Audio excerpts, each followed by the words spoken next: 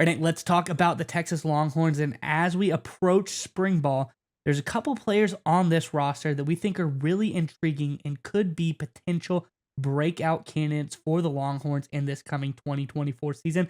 Let's get into the article and then we're going to talk about it on the other side. This, of course, is from Hook'em Headlines. It says expectations are high on the 40 acres entering spring ball in a few weeks. Texas is on the up and up entering the SEC in 2024 after Sarkisian led the Longhorns to the program's first ever appearance in the college football playoff and a Big 12 championship in 2023. If Texas is to meet expectations for the upcoming season, some new faces and returning players must step up to replace the key departures of the NFL draft this offseason. One of those departures in particular is the tight end position. That's who we're talking about. And it says the impact tight end the Longhorns and Jeff Banks added via the portal was former Alabama Crimson Tide sophomore Amari Niblack.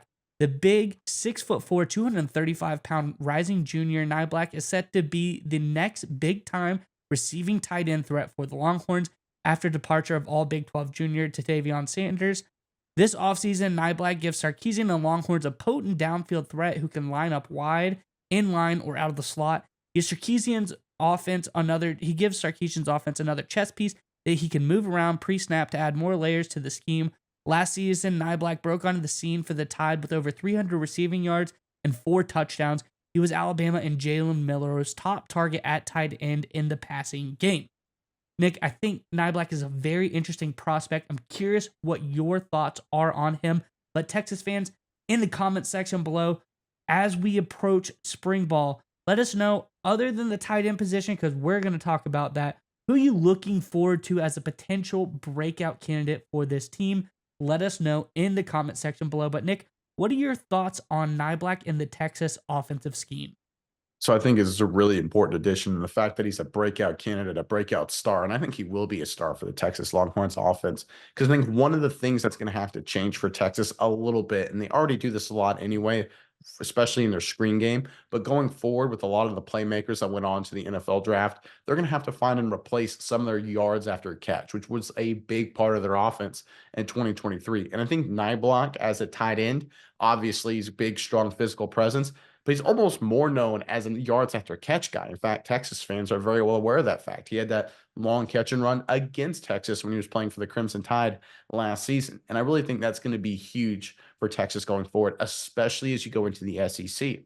It's a different league. It's a lot of run after catch league. If you look at the great players in SEC history, in recent SEC history, it's a lot of throw a 4-yard pass, break 5 tackles, turn it into a 40-yard play.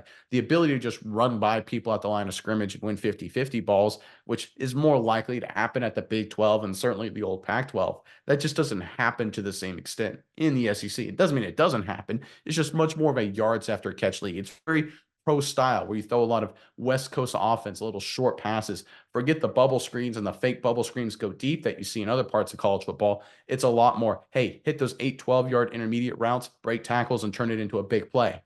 Fortunately for Texas, that is Niblack's specialty. So I'm thinking he's going to have a breakout campaign running a lot of those kind of things. And here's the important element. Those intermediate routes, you can really only run those and execute those with a veteran quarterback. Because obviously, if you got a young guy making his first starts, you're going to live with a lot of bubble screens. You're going to live with a lot of pre-designed deep throws, right? You're going to want to stay away from that intermediate stuff over the middle that can be turnover central. Quinn Ewers, veteran guy, obviously, been around the block. That intermediate stuff, that's going to be his bread and butter. He knows how to read big-time college football defenses. He's very experienced, and that slides very perfectly into Niblack's talents and the potential skill set he'll provide for Texas going forward.